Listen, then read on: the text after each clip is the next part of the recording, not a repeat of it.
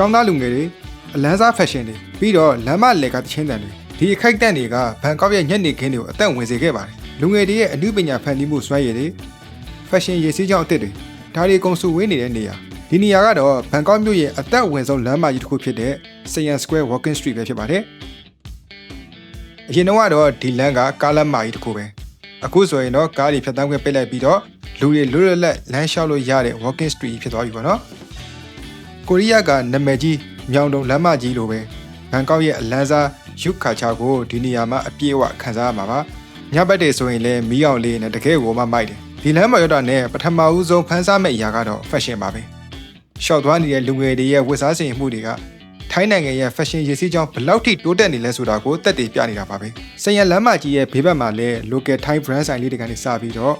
နိုင်ငံတကာနာမည်ကြီး brand တွေအထိအစုံရှိတာမို့ street fashion ကြိုက်တဲ့သူတွေဓာတ်ပုံလှလိုက်ရိုက်ချင်တဲ့သူတွေအတွက်ကတော့ဒီနေရာကတကယ်ကိုအကြိုက်တွေ့စေမယ့်နေရာပါပဲနောက်ပြီးလာပူပူပေါ့မက်ကလည်းဒီလမ်းထဲမှာပဲနော်လမ်းရှောင်ရဲ့ဘိုက်ဆက်လာပြီလားစိတ်မပူပါနဲ့ဒီမှာစားစရာတွေပေါ်မှာပေါ်ပဲ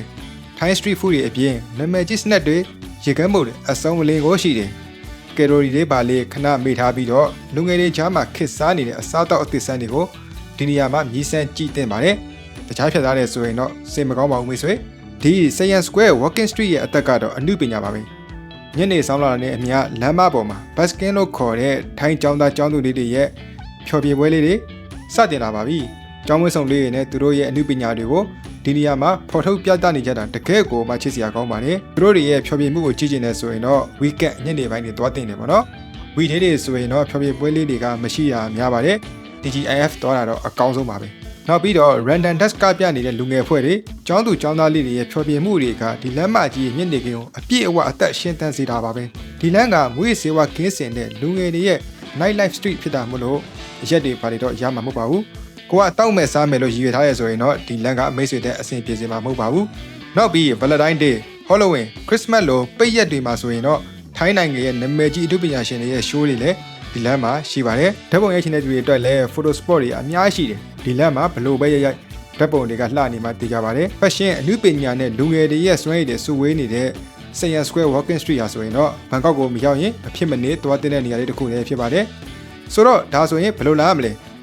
ဒီလမ်းကဘန်ကောက်ရဲ့မြို့လယ်ကောင်မှာရှိလို့တွားရလာတာအရန်ကိုလွယ်ကူပါတယ် BTS Sky Train ရဲ့ A4 ကနေလာထွက်လိုက် Siam Square 1ဆိုတာတွေ့လိမ့်မယ်အဲ့လမ်းတက်တက်လျှောက်လာရင်ကိုရောက်ပါပြီကဲတငယ်ချင်းတို့ရောဘန်ကောက်ရောက်ရင်ဒီနေရာကိုတွားဖို့စိတ်ကူးရှိတာဒါမှမဟုတ်ရောက်ဖူးခဲ့တယ်ဆိုရင်ရောဘယ်ရာကိုအကြိုက်ဆုံးလဲဆိုတာကို comment မှာဝင်ရောက်ရေးပေးခဲ့ပါဦးဒီဗီဒီယိုလေးကိုသဘောကျရဆိုရင် like and share လေးလုပ်ပေးဖို့နဲ့နောက်ထပ်ဗီဒီယိုတွေအများကြီးလာဖို့ရှိသေးတာမို့လို့ blog by Suket YouTube channel ကို subscribe လုပ်ထားပေးဖို့လည်းမမေ့နဲ့နော်နောက်ထပ်တနေ့ကနောက်ထပ်ဗီဒီယိုတွေမှာပြန်တွေ့ပါမယ်အခုတော့အားလုံးကိုနှုတ်ဆက်လိုက်ပါတယ်တတ်တာပါ